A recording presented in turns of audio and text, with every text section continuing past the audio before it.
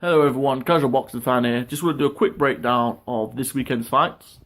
There's no major fights on, but there is a good matchup between Jamel Herring and Mizuki Iyato for the 130-pound WBO world title. I'm looking forward to it. I think it's going to be a good fight.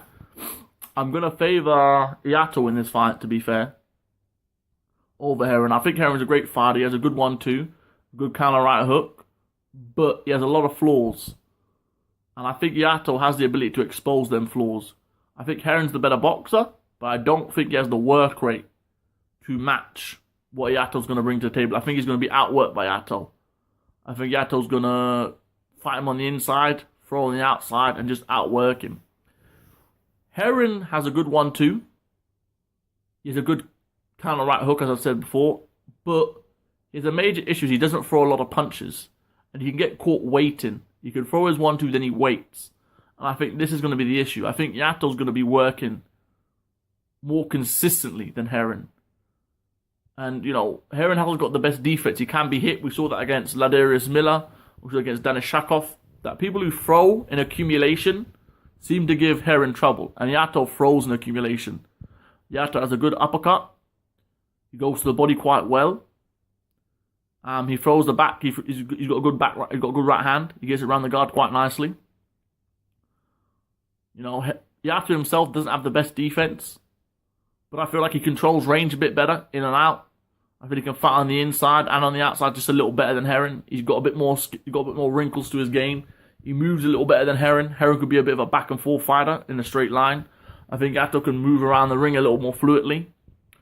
I think overall Iyato just has the better skills, which you wouldn't really be saying that because Iato's had no amateur experience while Herring was an Olympian, but I just feel Herring, I haven't seen anything different from him. He's very, very basic. It's the 1-2, the counter right hook, you go, I go, high guard. He's very upright. He gets hit over the top quite a lot. He doesn't move his head. He gets hit by combinations quite a lot. I'm not saying Iyato is a defensive wizard, but I'm just saying offensively, he has more wrinkles in his game, so therefore I think he'll have a better chance of winning this fight. I feel he'll outwork Herring. He'll be punching when Herring's not punching. He'll be working when Herring's not working.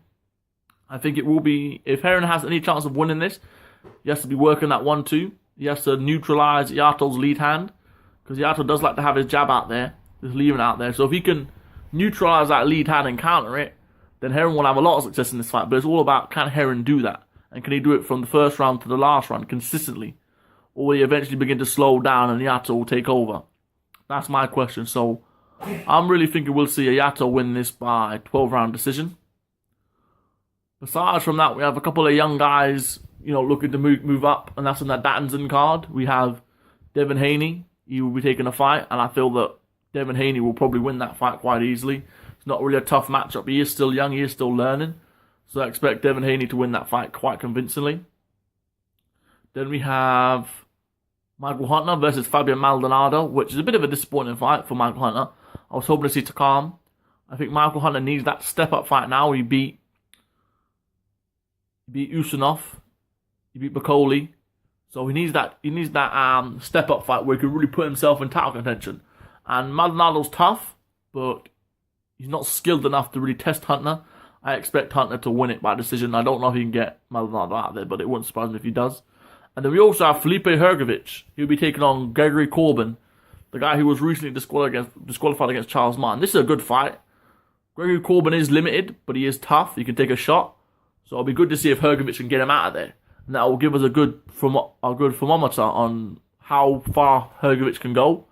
Is he ready to step up now to tougher competition, or does he still need a few more journeymen put in front of him for him to have the ability to grow and to learn? Because Hrgovic was a good amateur, a very good amateur.